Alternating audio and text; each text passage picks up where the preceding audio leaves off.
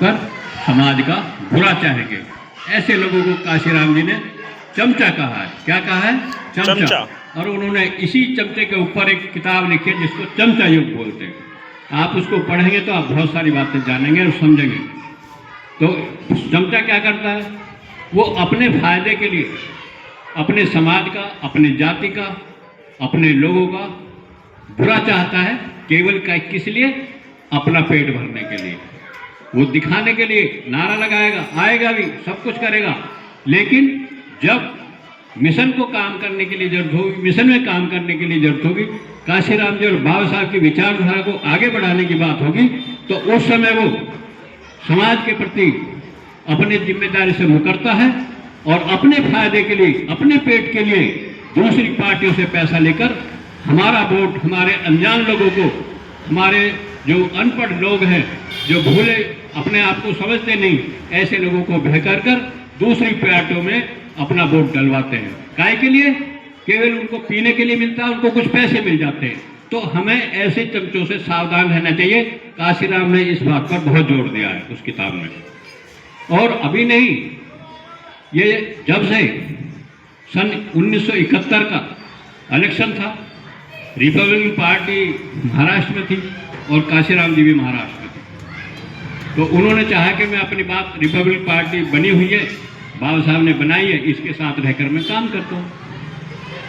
तो वो लोग जो महाराष्ट्र के लोग थे, जो रिपब्लिकन पार्टी के मुख्य कर्ता धर्ता थे, उन्होंने काशीराम की बात नहीं सुनी और अपने फायदे के लिए उस समय रिपब्लिकन पार्टी ने कांग्रेस से समझौता किया। और क्या समझौता किया? कि आप हमें केवल एक सीट दे दो। कितनी सीट दे दो? एक सीट। और उन्होंने, कांग्रेस ने उसको एक सीट दी और वो रिपब्लिकन पार्टी के नेता कांग्रेस की जो बाकी सीटें उन पर जिताने का काम करते हैं, उनका प्रचार प्रसार करते हैं, केवल एक सीट के लिए। और एक सीट के लिए जो उनका एक पार्टी का मुखिया था, उसको उन्होंने MP बनवा दिया और वही आज तक चला आ रहा है। जिनका नाम रामदास अठावले है, भारतीय रिपब्लिकन पार्टी का और नेतृत्व करते हैं। तो अठावले साहब केवल एकले मंत्री रहते हैं रिपब्लिकन पार्टी से और अपने फायदे के लिए उनसे पैसा लेते हैं, उनसे मंत्रालय लेते हैं, सीट पर बने रहते हैं और महाराष्ट्र के बहुत सारे लोगों से कांग्रेस के लिए वोट डलवाते हैं। और इतना ही नहीं, कांग्रेस ही नहीं, वो फिर इतने बिकाऊ हो जाते हैं, जहाँ से भी उनको मिले, जहाँ भी जाएं, जहाँ से भी उनको पैसा दिखेगा, जहाँ भी उनको जीत दिखेगी, उधर वो पलटी मार देते हैं। ऐसे ही चमचागिरी करने वाले कौन आए? पासवान साहब आए। वो जिधर भी सत्ता दिखती थी उधर ही जाते थे। और फिर जब इलेक्शन आता था तो दूसरी पार्टी उनके मुंह से पट्टी हटाती थी, तो वो केवल बहुजन समाज के जो नायक थे, काशीराम जी और मायावती, उन्हीं की बुराई करते थे और दूसरी पार्टी को जिताने का काम करते थे। क्यों जितवाते थे? क्योंकि उनका अपना पर्सनल फायदा हो रहा है, निजी फायदा हो रहा है, उनको अपनी सीट मिलने वाली है, उनको मंत्रालय मिलने वाला है। लेकिन उन्होंने समाज के प्रति जो गद्दारी की है, उस किसी से छुपी नहीं है। तो इसलिए काशीराम जी ने वो चमचा युग किताब लिखी है। वो आज से नहीं, पहले से ही चली आ रही है। हमारे गाँव में, पंचायतों में भी ऐसा होता था कि जब भी कुछ नियम कानून बनाते, जब भी समाज इकट्ठा होता, तो वो जो चमचा है जमींदारों को यहाँ जाकर कहता कि चौधरी साहब, मैं तो कुछ कर नहीं रहा, लेकिन फलाने लोग पंचायत कर रहे हैं और आपके खिलाफ संगठन बना रहे हैं।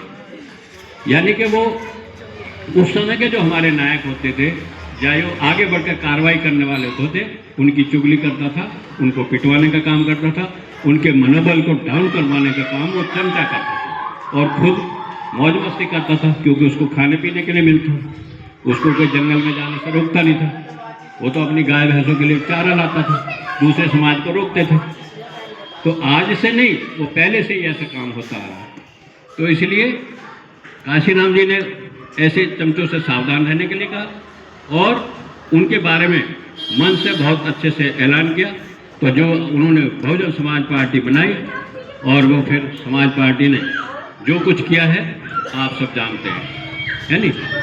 यानी कि जिस समय बहन जी 4 बार मुख्यमंत्री बनी और एक बार बहुजन एकदम पूरे बहुमत में उनकी सरकार बनी, तो उस समय उत्तर प्रदेश में जितनी भी पढ़ी लिखी लड़कियां थी जिन्होंने टीचर ट्रेनिंग कर रखी थी या कोई और ट्रेनिंग कर रखी थी, सभी लोगों को नौकरी मिली। और अपने नायकों के लिए जो भी हमारे थे, अंबेडकर आवास योजना के तहत कितने गांवों का विकास किया और कितने ही स्कूल बनवाए, कॉलेज बनवाए, यूनिवर्सिटियाँ बनवाई, इंजीनियरिंग कॉलेज बनवाए और महापुरुष के नाम पर स्मारक बनवाए, है ना। तो अब हमारे लोग क्या कहते हैं, पत्थर लगा दिए।